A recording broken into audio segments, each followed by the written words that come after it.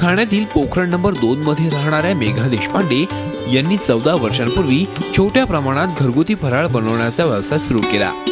या फराळाची चव अख्ख्या ठाण्यात पोहोचली आणि त्यांचा व्यवसाय वाढू लागला। आता तर त्यांच्या खमंग चकल्या, कुरकुरीत चिवडा, लाडू असे पदार्थ थेट परदेशातही जाऊ लागलेत। अमेरिका, लंडन, दुबई, सिंगापूर, ऑस्ट्रेलियातून त्यांच्या फराळाला मोठी मागणी मिळते। त्यामुळे जवळपास 20 जणांना रोजगार मिळालाय।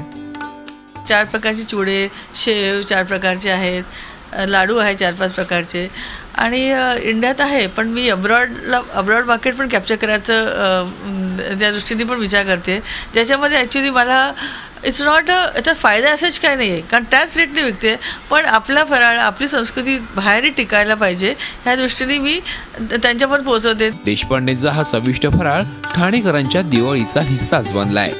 एक महिला असा उद्योग करते याचा आम्हाला अभिमान आहे, असं ठाणेकर आवर्जून सांगतात।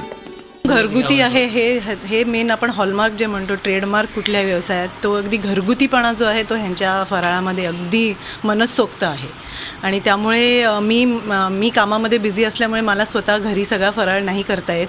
त्याचा जो मला गिल्ट वाटायचा तो पूर्णपणे मेधाच्या फराळामुळे पूर्णपणे नाहीसा झाला। दिवाळीचा फराळ आहे उत्कृष्ट, उत्तम, चवदार आणि स्वादिष्ट आणि जसं वाटतं तसं अगदी घरगुती।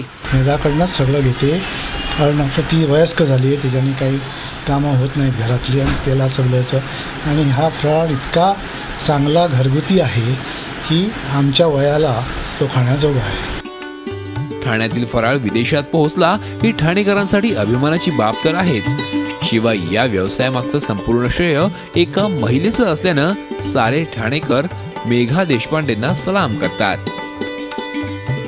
कपिल राऊत, झी मीडिया, ठाणे। झी 24 तास रहा एक पाऊल पुढे।